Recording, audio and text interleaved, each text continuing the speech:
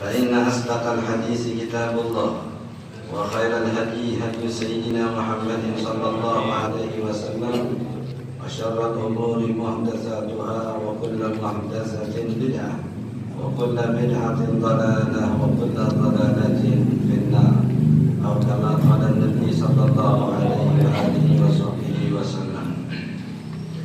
معاشر العلماء والأساتذة والحجاج, hadirin hadirat jamaah dimuliakan Allah. Alhamdulillah wa syukurillah.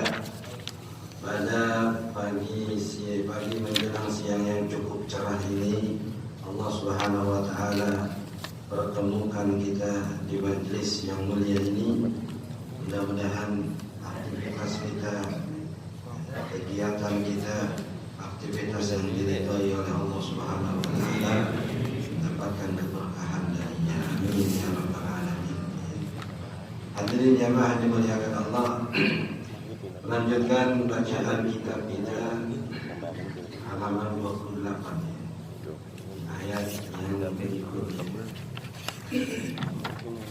Qala al-imam al-muallif rahimahullah ta'ala wa adama an-naf'a bihi wa bi barakati ulumihi wa bikum fid darain amin radhiyallahu anhum.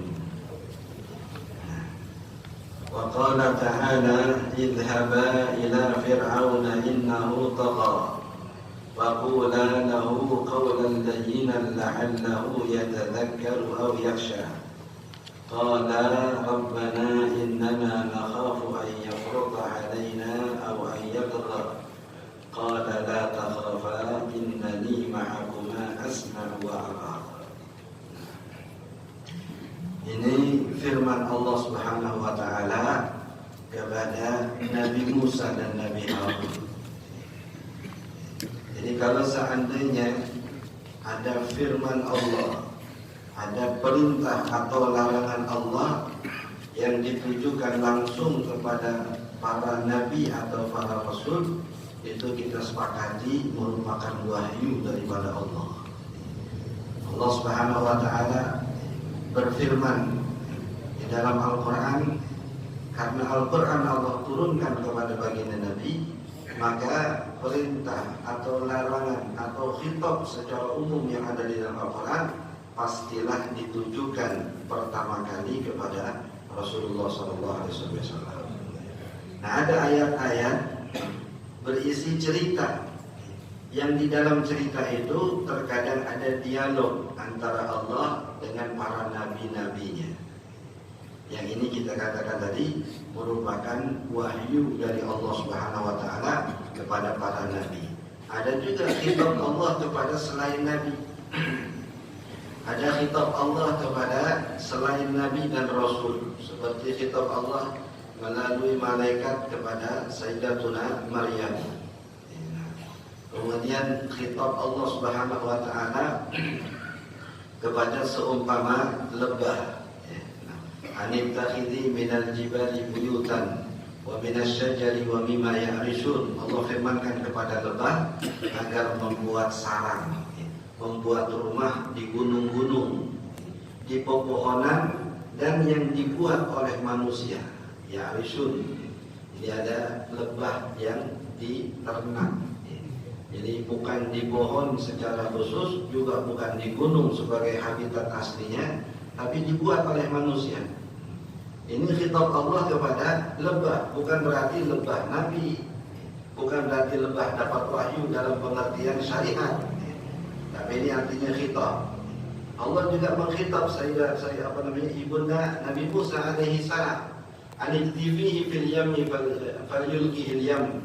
Disuruh Nabi Musa itu oleh Allah kepada ibunya untuk dilemparkan ke air. Anidhifihi fil yam, lemparan itu ke air. Nabi Musa dimasukin ke ranjang, kemudian dilemparin ke air, lalu biarkan dia mengalir. Awalnya takut sang ibu nih, jadi diikat.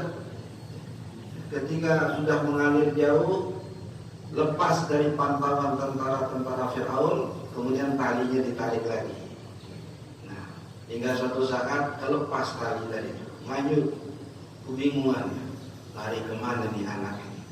Rupa-rupanya justru masuk ke istananya Fir'aun, tempat mandinya putri dan juga permaisuri Fir'aun. Yang ini putri di sini bukan bermakna Fir'aun punya anak, karena Fir'aun tidak berketurunan. Allah SWT takdirkan mandul, bahkan sekedar berhubungan dengan istrinya saja Allah lindungi. Minta perlindungan kepada Allah SWT. Wa inni a'udzubika min Fir'aun wa amali. Aku berlindung kepada Allah dari Fir'aun dan segala perbuatannya Fir'aun. Walaupun statusnya masih istri, tapi diminta perlindungan kepada Allah dari Fir'aun dan dari pengaruh daripada perbuatan Fir'aun. Sehingga sebagai ulama tafsir, kalau Fir'aun mau datangin bininya, kalau orang Malaysia bilang mati kuncup. Mati kuncup katanya impoten. Bahasa Malaysianya mati kuncup. Jadi kalau bunga itu nggak jadi mekar, itu kuncup. Itu dia umpamakan seperti itu. Jadi setiap orang didatengin impoten, setiap didatengin nggak berfungsi. Ini kita katakan bahagian dari karomah yang Allah berikan kepada istri Fir'aun. Sebagaimana tadi karomah yang Allah berikan kepada ibundanya Fir'aun. Firman Allah kepada ibunya Fir'aun itu bukan wahyu, itu ilham yang Allah ilhamkan. Nabi sebutkan di dalam hadis, inna minan nasi mulhamun wa lain muhaddatsun wa iyyakun fi ummati fa umar. Sesungguhnya di antara manusia ada yang dapat ilham dari Allah. Kalau itu ada di antara umatku, maka salah satunya adalah Umar.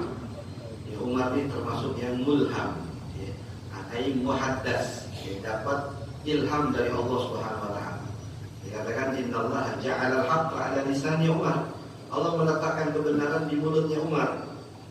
Punya detektor layar. Jadi kata Sayyidina Abdullah bin Umar, kalau ada orang bicara dengan Sayyidina Umar, berapa ngomong gitu. Kata Umar, amsik hada, yang ini tahan, lanjutin lagi. Kemudian ngomong berapa kata Umar, yang ini tahan, lanjutin lagi. Setiap yang Sayyidina Umar katakan yang ini tahan, itu bohong. Yang lainnya itu benar. Itu kan kalau sekarang polisi punya alat detektor layar detektor gitu ya.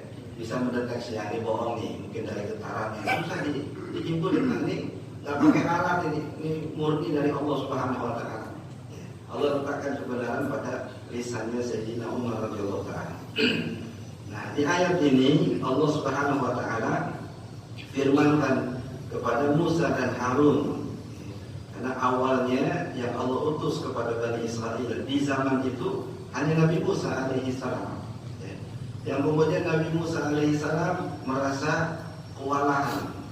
Karena di antara tanda kutip di antara kekurangan Nabi Musa alaihi salam, kalau bicara enggak tapi lancar. Wala yakadu yubin, ngomongnya enggak tapi jelas. Nah, ini masalah buat seorang dai. Kalau ngomongnya enggak tapi jelas.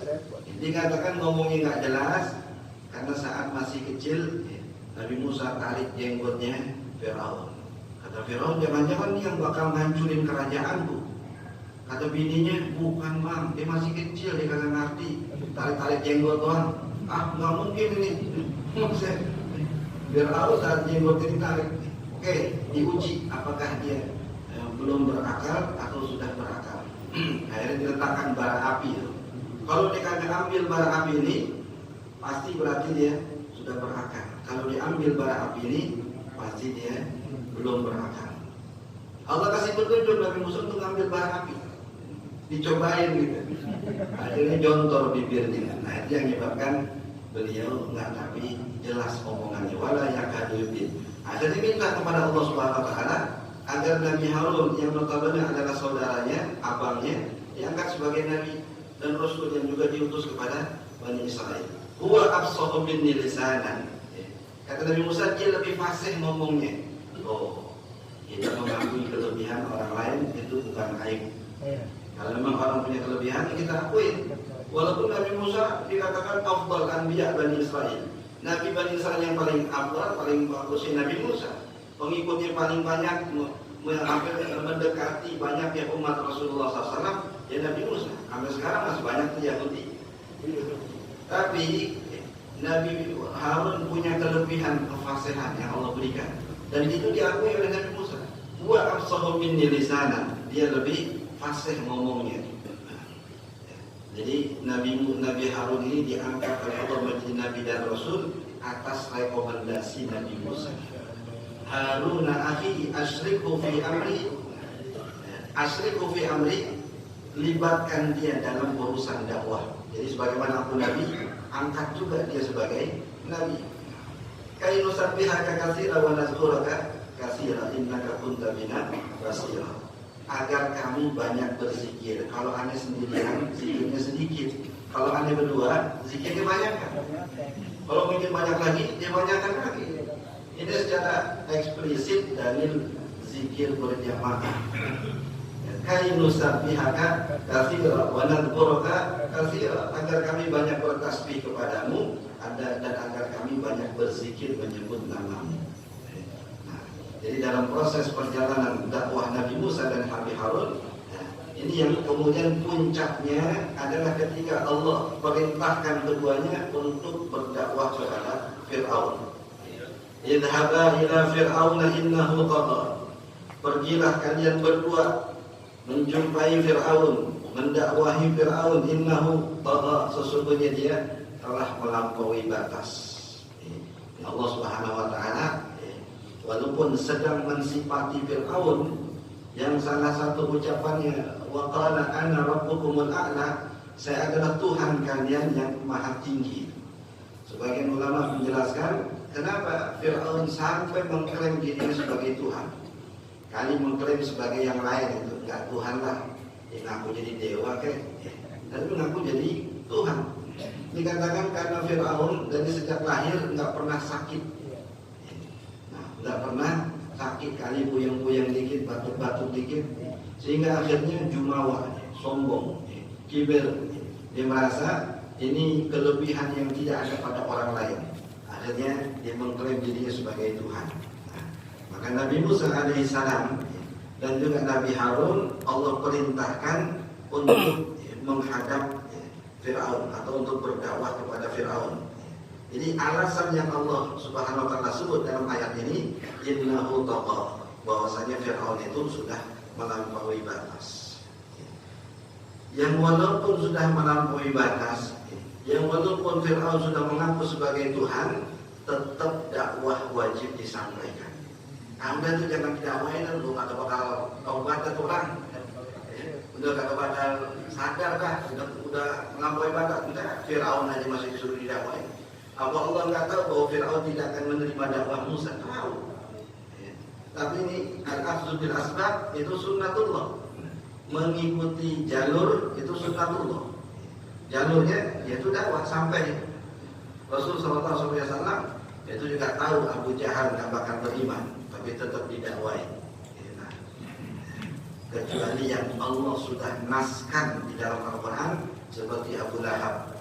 Allah sudah sebut namanya supaya secara jelas, tabbat yada Abi Lahab, celakalah kedua tangan Abu Lahab, watab, dan celakalah dia. Diulang sampai 2 kali. Tabbat pertama, kemudian tabbat yang kedua. Tabbat yang pertama disebut tangannya, karena tangan ini usil, menghalang dakwah baginda Nabi.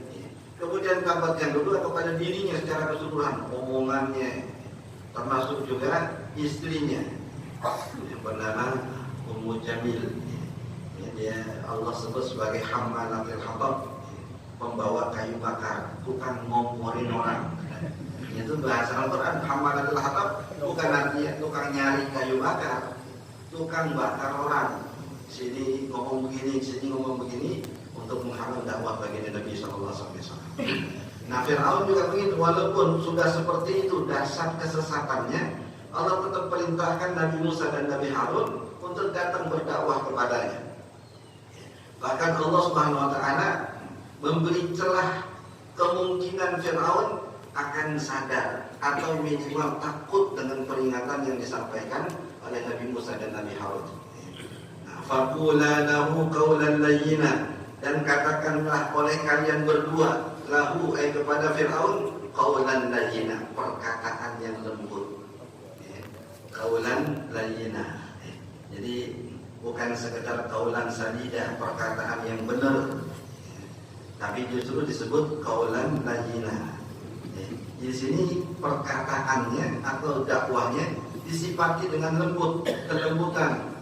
Karena ini bahagian dari ciri dakwah utama baginda Nabi SAW, kelembutan. Nabi di dalam Al-Qur'ankah, di dalam hadiskah, itu tidak pernah diriwayatkan membalas cacian makian orang kafir. Bukan hanya Nabi saja, Rasul-Rasul yang lain di dalam Al-Quran juga nggak pernah membantah, hanya menjelaskan hakikat dirinya. Nah, jadi dibilang innaka majnun, kamu itu gila. Nabi Rasulullah SAW tidak membalas, Allah yang langsung menjawab. Nah, wa ma anta bimajnun, engkau nggak gila. Orang kafir yang ngatain, yang justru mengkanter celaan mereka, Allah langsung. Beda dengan nabi-nabi yang lain. Nabi-nabi yang lain membela dirinya. Dibilang dusta, saya bukan dusta. Dibilang dukun, saya bukan dukun. Dibilang tukang sihir, saya bukan tukang sihir. Tapi Rasul SAW itu nggak pernah balas cacian dan tuduhan orang-orang kafir. Allah langsung yang membalas. Dia bukan syakir, dia bukan orang gila, dia bukan dukun, kahin. Nah, ini juga bahagian dari kelembutan dakwah baginda Nabi SAW. Sekedar balas saja enggak, karena fokusnya nyampein. Sampai ada sebagian ulama mengatakan Allah memilihkan Jibril sebagai pendamping dakwah Rasulullah untuk mensifati kelembutan dakwah Nabi. Kan di antara malaikat-malaikat Allah banyak, kenapa enggak dipilih Israel aja gitu? Kan enak, keren kalau pendampingnya Nabi Israel. Macam-macam dikit cabut nyawanya. Menghalang dakwah dikit cabut nyawanya. Atau seperti dalam peristiwa Taif, malaikat gunung membangkang aja timpain itu gunung yang ada di Mekah. Jabal Abu Qubais dengan Al-Jabalul Ahmar. Sebagian menyebutnya Bu'aibu'an. Timpain aja itu kepada orang Taif. Mati seketika, masuk neraka langsung. Kenapa mati dalam keadaan kufur, mati dalam keadaan menentang dakwah baginda Nabi SAW. Tapi enggak, dipilihkan Jibril yang senantiasa mengajarkan kepada baginda Nabi. Salah satunya ketika Rasulullah disuruh milih oleh Allah, mau jadi Nabi plus raja atau jadi Nabi hanya sebagai hamba sahaya saja. Jibril ngasih isyarat, antawadha, memberi isyarat supaya Nabi merendahkan hatinya. Akhirnya Rasulullah memilih sebagai Nabi plus hamba sahaya biasa, bukan Nabi plus raja seperti Nabi Daud dan Nabi Sulaiman alaihissalam. Nah, ini yang kemudian ulama simpulkan bahwa itu kontribusi Jibril kepada Rasulullah, supaya Nabi merendahkan hatinya di hadapan kebesaran Allah Subhanahu wa taala. Walaupun sebelum dipilih Jibril sebagai pendamping dakwah Rasulullah, justru di zaman-zaman sebelum zaman Nabi, malaikat yang sering ditugaskan untuk membinasakan satu kaum yang ingkar kepada Allah, Jibril alaihissalam. Jadi Jibril punya 600 sayap. Yang Nabi sebut kalau seandainya satu sayap Jibril saja itu yasuddul ufuq, menutupi alam jagat raya. Sehingga kalau Jibril Allah utus untuk membinasakan satu kaum, itu salaha sayhatan, sekali teriak saja langsung hancur untuk kampung.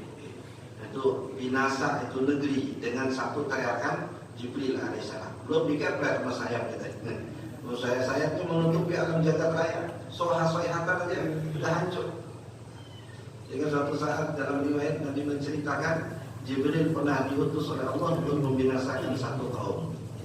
Jibril ragu-ragu karena di tengah kaum yang kufur itu ada seorang abid, seorang ahli ibadah yang tinggal di kampung itu.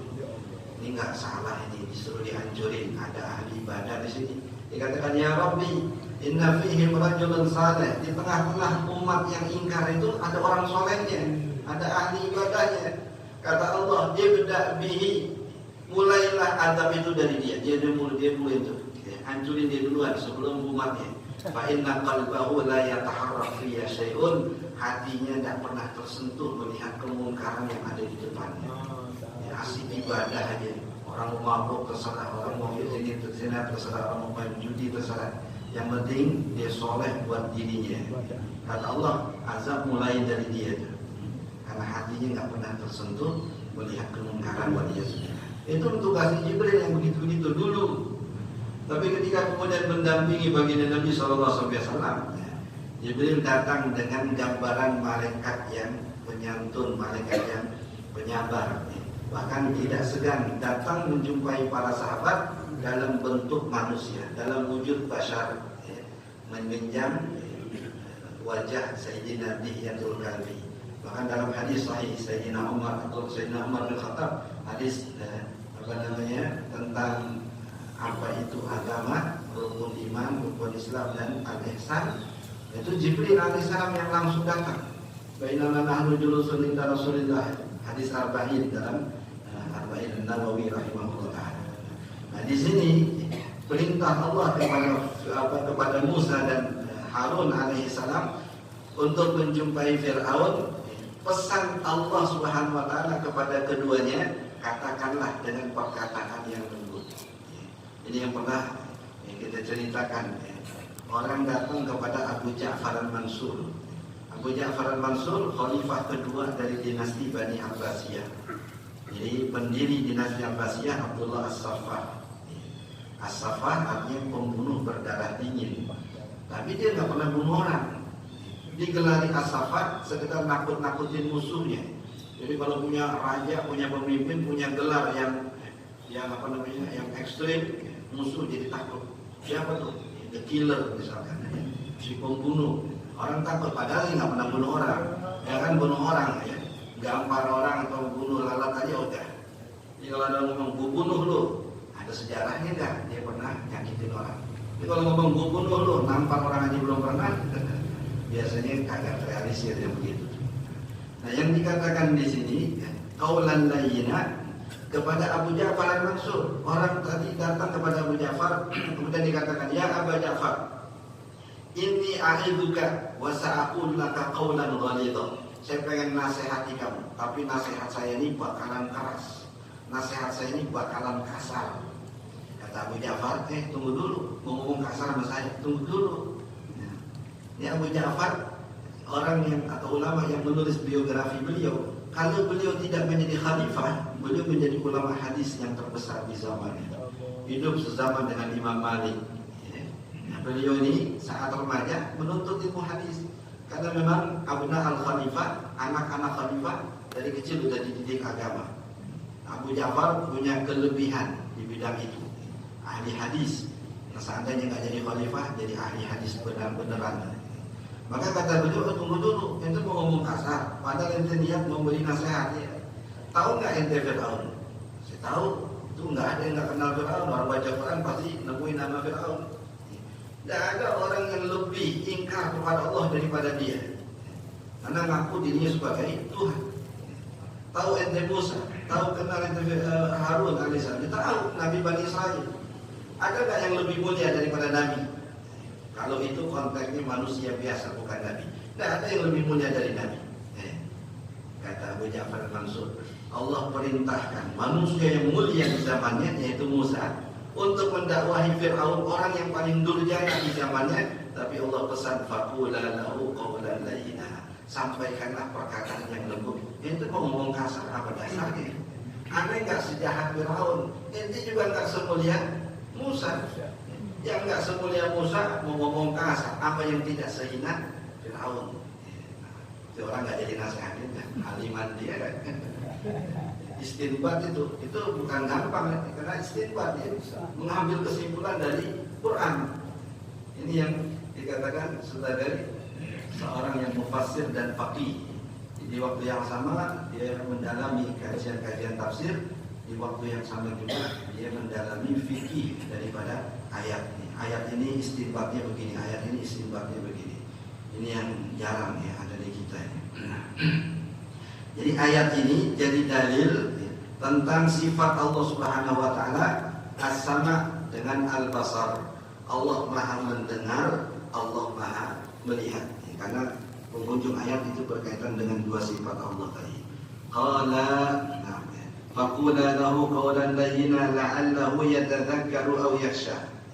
Nah, semoga saja, bahasa Allah, semoga saja yatadzakkar, Fir'aun akan mengingat tentang mati, mengingat tentang hari kemudian, mengingat tentang kekuatan Allah dan seterusnya. Aw yakhsha, atau minimal dia takut.